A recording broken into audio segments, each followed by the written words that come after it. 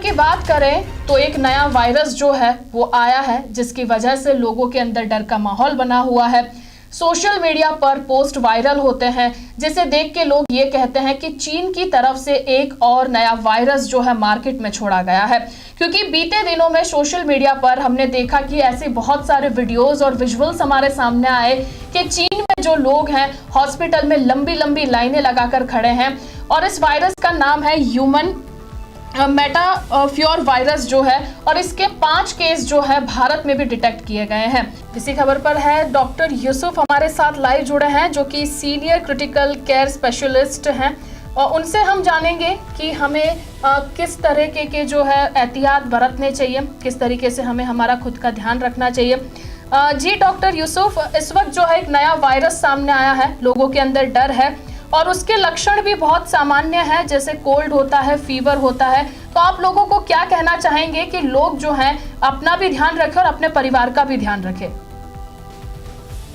देखिए, आजकल ये जो ह्यूमन मेटानीमो वायरस है जी, इसके बारे में मैं भी जब मीडिया में देखता हूँ तो बड़ा एक हिसाब से लोगों में एक स्केयर सा है, खौफ सा है। एक्चुअली जो ये ह्यूमन मेटानीमो वायरस है, तो ये एक जैसे हमारे बाकी वायरसेस है जिनसे हमारे रेस्पिरेटरी ट्रैक्ट इन्फेक्शन हो जाते हैं, ये बिल्कुल वैसा ही है। लेकिन अभी अगर हम देखें तो जैसे चाइना के बाद मलेशिया में और नेपाल में जो केसेस सामने आए, तो उसके बाद फिर इंडिया में कुछ केसेस सामने आए, तो एक पैनिक सा हुआ है। बट अगर देखा जाए तो ये एक, जैसे आपने खुद भी बता दिया, एक सामान्य वायरस है। इसको 2001 में पाया गया था, पहले हाईलैंड में कुछ बच्चे थे, वहां पे 26 children they were found to have respiratory tract infection. जब उनको फिर बाकी वायरस के लिए टेस्ट किया गया, कोई वायरस नहीं निकला, तो ये एक नया सा वायरस वहां सामने आया। इस वायरस के वैसे ही लक्षण होते हैं जैसे कॉमन फ्लू के लक्षण होते हैं। ये वायरस ज्यादा जो है, ये तो बच्चों में जो 5 साल से कम बच्चे होते हैं उनमें से भी ज्यादा जो 6 महीने से कम बच्चे होते हैं उनमें ज्यादा होता है। और उसके साथ साथ जो हमारे बुजुर्ग लोग होते हैं और वो लोग जिनकी इम्यूनिटी कम होती है, वो चाहे कैंसर वाले पेशेंट जो ट्रीटमेंट ले लेते हैं, या ऑर्गन ट्रांसप्लांट जैसे किडनी ट्रांसप्लांट, या जो हमारे लिवर ट्रांसप्लांट वाले पेशेंट होते हैं। हमारा डॉक्टर सेशन कश्मीर का एक ये है कि हम डॉक्टर्स की वेलफेयर के साथ साथ लोगों में जो हेल्थ अवेयरनेस है उस पे काम करते हैं, और उस हिसाब से हमारा ये टेक है इस पे कि लोगों को इसमें ज्यादा परेशान होने की जरूरत नहीं है, लेकिन साथ साथ एहतियात बरतने की जरूरत है जी। वो पेशेंट्स जो ऐसे कंट्री से आए, कोई बाहर से आएगा, चाइना से आएगा, मलेशिया से आएगा, नेपाल से आएगा, जिनमें हमें ये अंदेशा है कि इन्फेक्शन के चांसेस होते हैं, तो उनमें हमें एहतियात करना है। वैसे भी जो यूनियन हेल्थ सेक्रेटरी है गवर्नमेंट ऑफ इंडिया के, उन्होंने एक मीटिंग ले ली, तो उन्होंने इस बारे में जो ये रेस्पिरेटरी ट्रैक्ट इन्फेक्शन के केसेस है पूरे कंट्री में, उसके बारे में उन्होंने एक पूरा कंट्री में एक रिव्यू ले लिया। तो गवर्नमेंट भी और मुझे लगता है डॉक्टर्स भी, सब लोग तैयार है। और आम लोगों को, जैसे अभी हम कुछ लोग, कुछ मीडिया हाउसेस जितना इसको हाइप दे रहे हैं, उतना लोगों को परेशान होने की जरूरत नहीं है। ना ही ऐसा कुछ है कि जैसे कोविड में हमने देखा एक पैंडेमिक था, तो फिर लॉकडाउन दुनिया में हो गया, एक उससे इकोनॉमिक क्राइसिस होगी, लोग अंदर घरों में रह गए, इमोशनल क्राइसिस होगी, साइकोलॉजिकल क्राइसिस होगी। और फिर उससे क्या, फिर ये भी देखा गया कि जब लॉकडाउन के बाद जब बाहर लोग आए तो उनको वायरस का इतना एक्सपोजर नहीं था। एक साथ जब लोगों को वायरस एक्सपोजर हो गया तो केसेस बढ़ गए।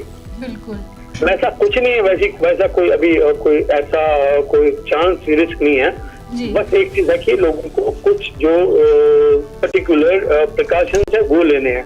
जैसे हम कॉमन फ्लू में प्रिकॉशंस लेते हैं कि कुछ साफ सफाई रखनी है, छींकते हुए टाइम, खांसते टाइम मुंह नाकना है, और बार बार अगर इंसान को सिम्टम्स है, नाक को नहीं टच करना है, मुंह को नहीं टच करना है।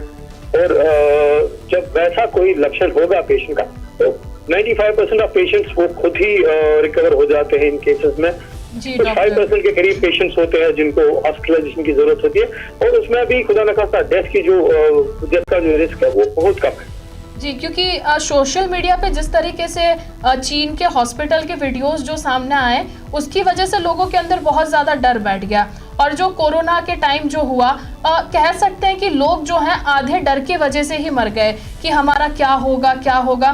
तो फिर से वैसी ही परिस्थिति जो है एक बार फिर से शुरू हो गई है, क्योंकि कल हेल्थ मिनिस्टर जेपी नड्डा ने भी एक पीसी की, उन्होंने भी बताया कि हमें क्या करना चाहिए और क्या नहीं करना चाहिए। अगर आप भी थोड़े टिप्स अगर हमारे दर्शकों को दे देंगे तो उनके लिए बहुत ज्यादा लाभकारी होगा। अब देखिए, मैं आपको बता दूंगा कि कोविड में जो आपने खुद भी बताया, कोविड में लोगों को इमोशनली इतना स्ट्रेस हो गया कि मरने से पहले ही लोग मर गए। वैसा कुछ भी नहीं है। ये जो ह्यूमन मेटानीमो वायरस है, इसके केसेस जो है वहाँ चाइना में देखने को मिले, ये मलेशिया में देखने को मिले, नेपाल में देखने को मिले, इंडिया में कुछ केसेस है, नॉट मच। और जैसे मैंने अभी कोई मीडिया रिपोर्ट में देख रहा था, चंडीगढ़ में लॉकडाउन होने जा रहा, ऐसा कुछ नहीं है। हाँ, एक चीज है कि अगर ये जो इसके लक्षण है, कॉमन फ्लू के लक्षण है,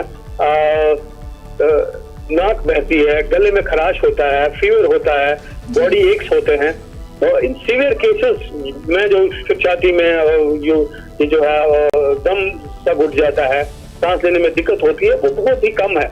और ये जो इसके कॉमन सिम्टम्स है, इसमें एक पेशेंट करेगा, सबसे पहले वो करेगा रेस्ट ले लेगा, उसके बाद वो हॉट बेवरेजेस ले लेगा, उसके बाद usually paracetamol will take care. तब भी अगर जो मैं बोल रहा था कि 5% केसेस है जिनको हॉस्पिटलाइजेशन की जरूरत पड़ सकती है, उनमें कुछ पेशेंट्स को हमें हॉस्पिटलाइजेशन के दौरान उनमें ऑक्सीजन वगैरह की, बट दैट्स वेरी रेयर। इसको हमें जो फॉक्स को ये कोरोना का था, मुझे लगता है हमारी एक रिस्पॉन्सिबिलिटी बनती है ये एसोसिएशन के नाते कि लोगों में जो जितना डर है, वो जितना भय अभी बनाने की कोशिश की जा रही, वैसी कोई जरूरत नहीं है।